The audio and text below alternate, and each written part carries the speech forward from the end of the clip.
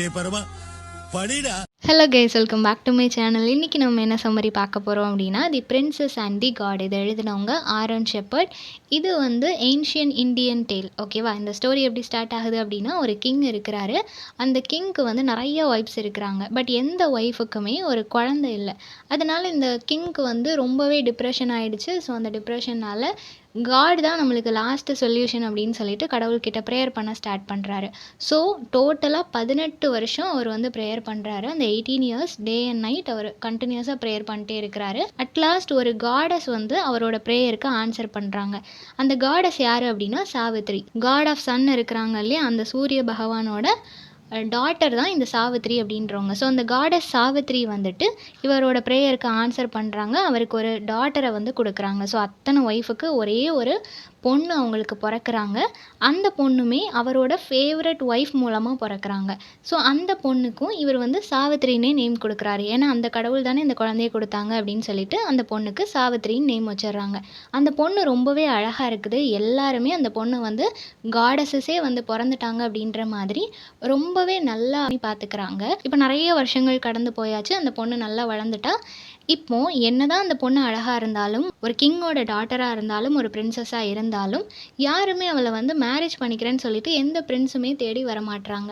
So அவங்க அப்பாவுக்கு வந்து ரொம்பவே வெக்ஸ் ஆகிடுச்சு. ஸோ அவர் என்ன பண்ணுறாரு அப்படின்னா, ஒரு கட்டத்தில் அந்த பொண்ணுக்கிட்ட உனக்கு பிடிச்ச மாதிரி ஒரு பையனை நீயே செலக்ட் பண்ணு. அந்த பையன் யாராக இருந்தாலும் சரி, நான் அவனுக்கும் உனக்கும் மேரேஜ் வந்து அரேஞ்ச் பண்ணிடுறேன் அப்படின்னு சொல்லிடுறாரு. ஸோ இப்போ இந்த சாவித்ரி அப்படின்ற அந்த பொண்ணு தான் டிசிஷன் எடுக்கணும். ஸோ எந்த பையனை செலக்ட் பண்ணுறது அப்படின்னு சொல்லிட்டு தெரியாமல் அவள் வந்து ஒரு ஜேர்னி போகிறா. அந்த ஜேர்னியில் அவளுக்கு துணையாக சில சர்வன்ட்ஸ் அண்ட் கவுன்சிலர்ஸை கூட்டிகிட்டு ஒரு ஜேர்னி போகிறா. நிறைய இடங்கள் வந்து ட்ராவல் பண்ணி போயிட்டுருக்கிறா. அந்த ட்ராவல் வந்து நிறைய வருஷங்கள் எடுத்துக்குது. இருந்தாலும் எல்லா வருஷமும் அவள் ட்ராவல் பண்ணிகிட்டே இருக்கிறா. அப்படி ஒரு நாள் ட்ராவல் பண்ணிகிட்டு இருக்கும்போது ஒரு ரிவர் சைடை வந்து ரீச் பண்ணுறா. அந்த சைடில் நிறைய பீப்புள் இருக்கிறாங்க. அதில் முக்கியமாக இவளோட டீச்சர் ஒருத்தங்க, ஒரு எல்டர்லி பர்சன் இருக்கிறாங்க. அவங்க கிட்ட போயிட்டு பிளெஸ்ஸிங் வாங்கணும் அப்படின்னு சொல்லிட்டு அங்கே போயிட்டு அவங்க கிட்ட பிளெஸ்ஸிங் வாங்கிட்டு பேசிகிட்டு இருக்கிறா. பேசிகிட்டு இருக்கும்போது சைடில் ஒரு ஹேண்ட்ஸமான ஒரு யங் மேன் வராங்க. அவங்க வந்து இன்னொரு ஓல்டு மேன், பிளைண்ட் மேனை கூட்டிகிட்டு வராங்க. இப்போ சாவித்ரி அந்த மேனை பார்த்தோன்னே அவளுக்கு ரொம்பவே பிடிச்சி போகுது. அந்த மேன் பேர் தான் சத்யவான். அவர் கூட்டிகிட்டு வந்தது அவரோட ஃபாதர். அவரும் ஒரு காலத்தில் பிரின்ஸாக இருந்திருப்பார். இப்போ அவங்களோட கிங்டமை வந்து வேற ஒருத்தங்க கேப்சர் பண்ணிட்டதுனால அவங்க வந்து இந்த ஃபாரஸ்ட்டில் இருக்கிற மாதிரியான சிச்சுவேஷன் இருக்குது. ஸோ அவங்களுக்கு இப்போ கிங்டம்லாம் எதுவும் கிடையாது.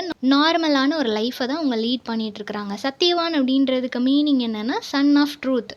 நம்ம வந்து நிறையா கேள்விப்பட்டிருப்போம் இல்லையா, சத்யவான் அப்படின்றவர் வந்து பொய்யே சொல்ல மாட்டார் அப்படின்னு சொல்லி கேள்விப்பட்டிருப்போம் இல்லையா. ஸோ அந்த பர்சனை தான் பார்க்குறா. அவரை பார்த்த உடனே இவளுக்கு பிடிச்சி போகுது. இப்போ அவள் பேலஸ்க்கு ரிட்டன் போகிறா. அங்கே போனதும் ரொம்பவே ஸ்பிரிச்சுவலான ஒரு பர்சன், நாரதா அப்படின்னு சொல்லுவாங்க, அந்த பர்சன் கூட இவளோட ஃபாதர் வந்து பேசிகிட்டு இருக்கிறாங்க. ஸோ என்டர் ஆனதும் அவங்க அப்பா வந்து கேட்குறாரு, என்னம்மா உனக்கான பேரை வந்து நீ செலக்ட் பண்ணிட்டியா, அவனோட பார்ட்னர் யார் அப்படின்னு சொல்லி கேட்கும்போது இந்த மாதிரி சத்யவான் அப்படின்ற ஒரு பர்சனை வந்து எனக்கு ரொம்ப பிடிச்சிருக்கு, நான் அவரை தான் மேரேஜ் பண்ணிக்கணும்னு நினைக்கிறேன் அப்படின்ற மாதிரி ரிவீல் பண்ணுறா. இதை கேட்ட உடனே நாரதா என்ன சொல்கிறாரு அப்படின்னா, இல்லை நீங்கள் வந்து அந்த பர்சனுக்கு உங்களோட பொண்ணை கல்யாணம் பண்ணி கொடுக்காதீங்க. ஏன் அப்படின்னா என்னால் ப்ரெடிக்ட் பண்ண முடியுது, இந்த டேலேருந்து கரெக்டாக இன்னும் 1 இயருக்கு தான் அவர் வந்து உயிரோடு இருப்பார். அதுக்கப்புறம் அவர் இறந்து போயிடுவார். ஸோ அப்படிப்பட்ட ஒரு பர்சன் கூட அவள் வந்து வாழ வேண்டாம் அப்படின்னு சொல்லிட்டு இவர் ஒரு அட்வைஸ் கொடுக்குறாரு. இதை கேட்ட உடனே கண்டிப்பாக எந்த அப்பாவுக்குமே ஒரு வருஷத்தில் மேரேஜ் லைஃப் முடிஞ்சு போகும்னா அந்த பையனோட கல்யாணம் பண்ணி வைக்க மாட்டாங்க இல்லையா. ஸோ இவரோட அப்பாவும் வேண்டாம், நீ வேறு ஏதாவது பையனை வந்து சூஸ் பண்ணு, இந்த பையன் வேண்டாம் அப்படின்ற மாதிரி இவளோட அப்பாவும் சொல்கிறாங்க. பட் சாவித்ரி வந்து என்ன ஆனாலும் பரவாயில்ல, நான் இத்தனை வருஷம் தேடினதில் எனக்கு அவரை மட்டும்தான் பிடிச்சிருக்கு. ஸோ எவ்வளோ ஷார்ட் பீரியடாக இருந்தாலும் சரி, நான் என்னோடய லைஃப்பை அவரோட தான் ஷேர் பண்ணிப்பேன் அப்படின்ற மாதிரி இவங்க ரொம்பவே ஸ்டபர்னாக இருப்பாங்க. ஸோ அவளோட அப்பாவுமே சரி ஓகே, அவளுக்கு பிடிச்சிருக்கு, அவளோட லைஃப், அதனால் நம்ம அக்செப்ட் பண்ணிக்கலாம் அப்படின்னு சொல்லி மேரேஜ்க்கான எல்லா அரேஞ்ச்மெண்ட்டும் பண்ணிகிட்டு இருக்கிறாங்க. இப்போ வந்து அவள் ஒரு பிரின்சஸாக இருக்கிறா. பட் அவனை மேரேஜ் பண்ணிக்கிட்டா அப்படின்னா அவளோட லைஃப் ரொம்பவே சிம்பிளாக இருக்கும். இந்த மாதிரியான லக்ஸூரியஸான ஒரு லைஃப்பெல்லாம் அவளால் லீட் பண்ண முடியாது. அவங்களோட ஷெல்டர் எல்லாமே ரொம்பவே வேர்ஸ்டான கண்டிஷனில் தான் இருக்கும் அப்படின்றது தெரிஞ்சும் அவள் அக்செப்ட் பண்ணிக்கிறா. ஏன் அப்படின்னா அவளுக்கு இந்த கம்ஃபர்ட் ஜோன், இந்த லக்ஸூரியஸான லைஃப் இதெல்லாம் தாண்டி அவளுக்கு அவனோட லைஃப்பை ஷேர் பண்ணணும் அப்படின்றது இருக்குது. அந்த டைம் பீரியடும் ஷார்ட்டாக இருந்தாலும் அவளுக்கு ஒன்று மட்டும்தான் மைண்டில் இருக்குது. எவ்வளோ ப்ராப்ளம் வந்தாலும் சரி, அது பேலஸாக இருந்தாலும் சரி, ஹட்டாக இருந்தாலும் சரி, அவரோட நான் லைஃப்பை ஷேர் பண்ணுறேன் அப்படின்னா எனக்கு எல்லாமே ஓகே தான். அது ஹாப்பினஸ் தான் எனக்கு கொடுக்கும். அதனால் நான் இதை வந்து ஹாப்பியாக அக்செப்ட் பண்ணிக்கிறேன் அப்படின்னு சொல்லிட்டு இந்த மேரேஜை வந்து பண்ணி வைக்கிறாங்க. ஸோ இப்போ ஆல்மோஸ்ட் 1 இயர் அவங்க 2 பேரும் ஹாப்பியாக ஒரு லைஃப்பை லீட் பண்ணுறாங்க. பட் அந்த 1 இயர் கரெக்டாக முடிகிற சமயத்தில் இவளுக்கு அந்த நாரதா அப்படின்றவர் சொன்னார் இல்லையா, அந்த வேர்ட்ஸ் வந்து ஞாபகம் வந்துட்டே இருக்கு. இருந்தாலும் இதை பற்றி சத்யவான் கிட்ட சாவித்திரி எதுவுமே டிஸ்கஸ் பண்ணலை. அவள் மட்டுமே அவளோட மைண்டில் வச்சிருக்கிறா. ஸோ அவளுக்கு வந்து சடனாக சரி ஓகே நம்ம ஒரு ப்ரேயர் பண்ணலாம், அந்த ப்ரேயர்னால காட் வந்து நம்மளுக்கு ஃபேவர் பண்ணுறதுக்கு சான்ஸ் இருக்குது அப்படின்னு சொல்லிட்டு ஒரு 3 டேஸ் இருக்கும்போது அவள் ப்ரேயரை ஸ்டார்ட் பண்ணுறா. 3 டேஸ் டே அண்ட் நைட் அவள் கண்டினியூஸாக ப்ரேயர் பண்ணிகிட்டே இருக்கிறா. ஃபாஸ்டிங் இருக்கிறா, சாப்பிடாம தூங்காமல் உட்காந்து ப்ரேயர் பண்ணிகிட்டே இருக்கிறா. அவள் ப்ரேயர் பண்ணும்போது டிஸ்டர்ப் பண்ணக்கூடாது அப்படின்னு சொல்லிட்டு அவள் ப்ரேயர் முடிச்சதுக்கு அப்புறமா சத்யவான் வந்து அதை பற்றி கேட்குறாரு. எதுக்காக இந்த ப்ரேயர், எதுக்காக நீ இவ்வளோ கடுமையாக அந்த ப்ரேயர் இருக்கிறதுக்கு ரீசன் என்ன அப்படின்னு சொல்லி கேட்கும்போது அவள் அதுக்கு ரீசனே சொல்லலை. நெக்ஸ்ட் டே என்ன ஆகுது அப்படின்னா சத்யவான் வந்து இப்போ ஃபாரஸ்ட்டுக்கு சில வுட்ஸ் கட் பண்ணுறதுக்காக போகிறான்.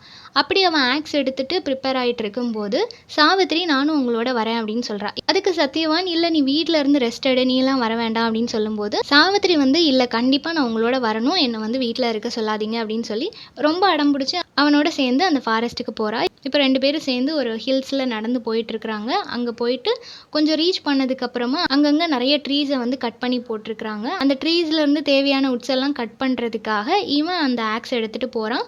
சாவித்திரி ஒரு பக்கத்தில் உட்காந்துருக்கிறா, ரெஸ்ட் எடுத்துகிட்டு இருக்கிறா. அந்த சமயத்தில் இவன் வெட்டிகிட்டு இருக்கும்போதே சடனாக அவனோட ஆக்ஸை கீழே போட்டுட்டு இவனும் ஒரு மாதிரி ஃபெயிண்ட் ஆகி விழுந்துடுறான். தென் சத்யவான் சொல்கிறான், எனக்கு வந்து ரொம்ப தலைவலிக்கிற மாதிரி இருக்குது, என்னோடய விஷன்லாம் ரொம்ப பிளர் ஆகிற மாதிரி இருக்குது அப்படின்னு சொன்ன உடனே அவள் வேகமாக அவனை கூட்டிகிட்டு வந்து கீழே உட்கார வைக்கிறா. அவன் பக்கத்துலேயே இருக்கிறா. ஒரு மரத்தடியில் 2 பேர் உட்காந்துட்ருக்குறாங்க. அவனுக்கு சடனாக அவனோட பாடி ஃபுல்லாக பேர்ன் ஆகிற மாதிரி ஃபீல் ஆகுது. மெதுவாக கண்ணை மூடுறான். அவனோட ப்ரீத் எல்லாமே ஸ்லோவாகுது. கொஞ்சம் கொஞ்சமாக அவனோட உயிர் போகிறது சாவித்திரியால் ஃபீல் பண்ண முடியுது. அப்படி அவன் இறந்து போகிற அந்த சமயத்தில் அவனுக்கு முன்னாடி வேறு ஏதோ ஒரு பர்சன் வந்து நிற்கிறாரு. அவர் வந்து டோட்டலாக ரொம்பவே பிளாக்காக இருக்கிறாரு, நைட்டை விடையும் பிளாக்காக இருக்கிறாரு. பட் அவரோட ஐஸ் அண்ட் அவர் கையில் வச்சுருக்கிற ஒரு ரோப் மட்டும் ரெட் கலரில் இருக்குது. அவர் யாருன்னு சொல்லிட்டு சாவித்திரியால் ஐடென்டிஃபை பண்ண முடியல. ஸோ அவர்கிட்ட நீங்கள் யார் அப்படின்னு சொல்லி கேட்கும்போது அவர் வந்து ரொம்ப ஜென்டிலாக சொல்கிறாரு, நான் தான் யமா. யமா அப்படின்றது வந்து நம்ம தமிழில் யமன்னு சொல்லுவோம் இல்லையா. ஸோ காட் ஆஃப் டெத், நான் உன்னோட ஹஸ்பண்டோட ஸ்பிரிட்டை கூட்டிகிட்டு போகிறதுக்காக வந்திருக்கிறேன். அவன் இறந்து போகிறதுக்கான டைம் வந்துடுச்சு, அதனால அவன் இறந்து போயிட்டான். ஸோ இப்போ நான் அவனோட ஸ்பிரிட்டை கூட்டிகிட்டு போயிடுவேன் அப்படின்னு சொல்லிட்டு அவர் ரொம்ப ஜென்டிலாக ஆன்சர் பண்ணுறாரு. இதை கேட்ட உடனே அவள் ரொம்பவே அழுதுகிட்டே இருக்கிறா. அவளால் அவளோட ஹஸ்பண்டை பிரிஞ்சு இருக்க முடியாதுன்றனால அழுதுகிட்டே இருக்கிறா. இப்போ யமா வந்து அவளுக்கு ஏதாவது ஆறுதல் சொல்லணுமே அப்படின்னு சொல்லிட்டு அவர் சொல்கிறாரு, நீ எதுவும் ஃபீல் பண்ணாத, உன்னோட ஹஸ்பண்ட் வந்து ரொம்பவே ஜென்டிலான ஒரு குட் சோல், அதனால் அவர் கண்டிப்பாக ஹெவனுக்கு தான் போவார். அவரோட சோல் ஹெவனில் ஒரு கிங்டமில் ரொம்பவே ஹாப்பியாக இருக்கும். அதனால் நீ ஃபீல் பண்ண வேண்டாம் அப்படின்னு சொல்லிட்டு அவளுக்கு ஆறுதல் சொல்லிட்டு அவனோட ஸ்பிரிட்டை இவரோட அந்த ரோப்பில் கட்டி கூட்டிகிட்டு போகிறாரு. அப்படி இவர் கூட்டிகிட்டு போகும்போது சாவித்திரி அவரை ஃபாலோ பண்ணுறா. அவர் ரொம்ப ஸ்பீடாக போகிறாரு. இவளால் அவரை பக்கத்தில் ரீச் பண்ண முடியல. இருந்தாலும் அவளால் எவ்வளோ தூரம் வேகமாக போக முடியுமோ அந்தளவுக்கு வேகமாக போயிட்டே இருக்கிறா. சடனாக அந்த எம்மா வந்து திரும்பி பார்த்து சொல்கிறாரு, உன்னால் என்னை ஃபாலோ பண்ண முடியாது, நாங்கள் வந்து இப்போ ஹெவனுக்கு போக போகிறோம். அங்கே வந்து டெத் பீப்புளோட ஸ்பிரிட் மட்டும்தான் என்னால் கொண்டு போக முடியும். மனுஷங்க யாரையும் என்னால் கூட்டிகிட்டு போக முடியாது. அதனால் நீ வந்து ஃபாலோ பண்ணி எந்த பிரயோஜனமும் இல்லை. அதனால் தயவு செஞ்சு உன்னோட வீட்டுக்கு போ அப்படின்னு சொல்லிட்டு அவர் வந்து ஆர்டர் கொடுக்குறாரு. இருந்தாலும் இவ வந்து இல்லை, என்னால் இப்படி திரும்பி போக முடியாது, உங்களோட டியூட்டி எனக்கு புரியுது, நீங்கள் வந்து உங்களோட டியூட்டி தான் பண்ணுறீங்க, இருந்தாலும் என்னோட டியூட்டின்னு ஒன்று இருக்குது, நான் என்னோட ஹஸ்பண்டோட தான் என்னோட லைஃப் லாங் ஃபுல்லாக நான் இருப்பேன்னு சொல்லி அவருக்கு ப்ராமிஸ் பண்ணியிருக்கிறேன். அந்த ப்ராமிஸை நான் ஃபாலோ பண்ணணும், அதனால் நான் வருவேன் அப்படின்னு சொல்கிறான். இதை கேட்ட உடனே அவருக்கே ரொம்ப கஷ்டமாயிடுச்சு. ஸோ அவர் என்ன சொல்கிறாரு அப்படின்னா, நான் உனக்கு ஒரு ஃபேவர் பண்ணுறேன், நீ உன்னோட ஹஸ்பண்டோட உயிரை மட்டும் திரும்ப கேட்கக்கூடாது, வேறு என்னன்னாலும் நீ கேளு அப்படின்னு சொன்ன உடனே அதுக்கு இவ கேட்குறா, சரி ஓகே, என்னோட ஃபாதர் இன் லாக்கு வந்து ஐசைட் போயிடுச்சு, அதனால் அவரோட ஐசைட்டை வந்து நீங்கள் திரும்ப கொடுக்கணும், அவரோட கிங்டமையும் அவரோட ப்ராப்பர்ட்டியையும் நீங்கள் திரும்ப கொடுக்கணும் அப்படின்னு சொன்ன உடனே இந்த எம்மா வந்துட்டு சரி ஓகே, நான் வந்து எல்லாத்தையுமே உனக்கு ரிட்டன் தந்துடுறேன், நீ ஹாப்பியாக வீட்டுக்கு போ அப்படின்ற மாதிரி சொல்கிறாரு. சொல்லிவிட்டு அவர் வந்து இப்போ சவுத் சைடு ட்ராவல் பண்ணும்போது அகெயின் சாவித்திரி வந்து அவங்கள ஃபாலோ பண்ணுறா. அந்த சைடு வந்து ரொம்பவே ரஃப் அண்ட் டஃப்பாக இருக்குது, நிறைய தான்ஸ் இருக்குது, ரொம்ப டாலான கிராஸஸ் இருக்குது. ரொம்பவே ஹார்டான ஒரு பிளேஸாக இருக்குது. யமாக்கு வந்து எந்த விதமான டேமேஜுமே ஏற்படல. ஏன்னா அவர் ஒரு ஸ்பிரிட் காட் இல்லையா, அதனால அவர் பாட்டு போகிறாரு. பட் சாவித்திரிக்கு வந்து அவளோட கிளாத்ஸாக இருக்கட்டும், அவளோட ஸ்கின்லலாம் நிறையா டேமேஜ் ஏற்படுது. நிறைய பிளட் ஸ்டெயின்ஸோட அவள் வந்து அகெயின் அவரை வந்து ஃபாலோ பண்ணி போயிட்டுருக்கிறா. இப்போ மறுபடியும் அவர் திரும்பி பார்க்குறாரு. நீ எதுக்காக ஃபாலோ பண்ணுற? இதுக்கப்புறம் உன்னால் ஃபாலோ பண்ண முடியாது. ஸோ தயவு செஞ்சு நீ திரும்ப வீட்டுக்கு போ. இதுக்கப்புறம் நீ ஃபாலோ பண்ணியே எந்த பிரயோஜனமும் இல்லை. உன்னோட ஹஸ்பண்ட் வந்து ஹெவனுக்கு போவார், சந்தோஷமாக இருப்பார். உன்னோட டைம் முடிஞ்சதுக்கப்புறம் நீயும் அவரோட சேர்ந்து சந்தோஷமாக உன்னோட எட்டர்னல் லைஃப்பை நீ லீட் பண்ணலாம். அதனால இப்போ நீ வீட்டுக்கு போன்னு சொல்லி இவர் அகெயின் ஒரு அட்வைஸ் கொடுக்குறாரு.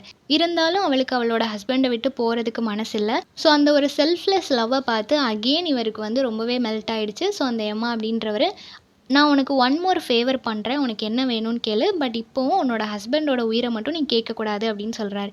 இவளும் சரி ஓகே அப்படின்னு சொல்லிட்டு, என்னோட அப்பாவுக்கு வந்து இன்னும் நிறைய குழந்தைங்க இருக்கணும், நான் மட்டும்தான் ஒரே ஒரு பொண்ணு இருக்கிறேன், அவருக்கு நிறைய குழந்தைங்க இருக்கணும் அப்படின்னு சொல்லி கேட்குறா.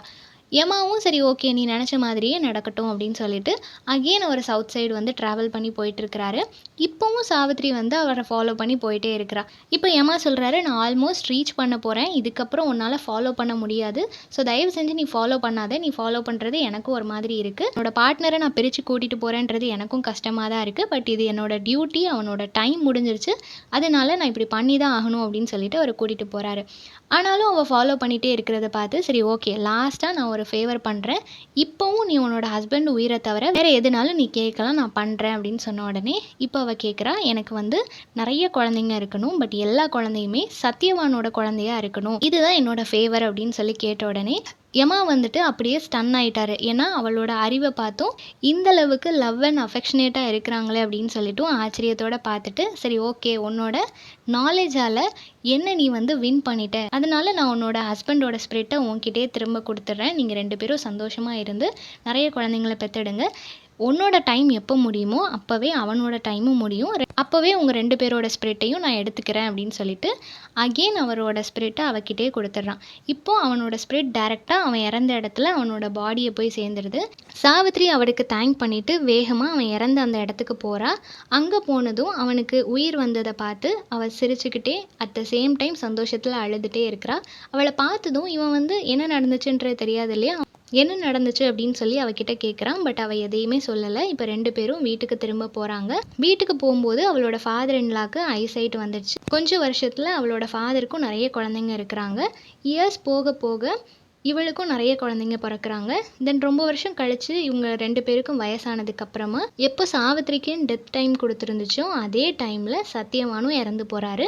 2 பேரோட ஸ்பிரிட்டையும் எடுத்துக்கிறதுக்காக யமா வரும்போது 2 பேரும் ரொம்பவே சந்தோஷமாக அவங்களோட பாடியை விட்டு அந்த சோல் வந்து பிரியுது. So knowledge and also love இது 2க்கும் இருக்கிற அந்த ஒரு ஸ்ட்ரென்த், அந்த ஒரு பாரை வந்து இந்த ஸ்டோரி மூலமாக ரிவீல் பண்ணுறாங்க. ஸோ இந்த சம்மரி எல்லாருக்கும் புரிஞ்சிருக்கும்னு நினைக்கிறேன். நெக்ஸ்ட் என்ன டாப்பிக்கில் வீடியோ போடலான்னு சொல்லி கமெண்ட் பண்ணுங்கள். தேங்க்யூ ஃபார் வாட்சிங்.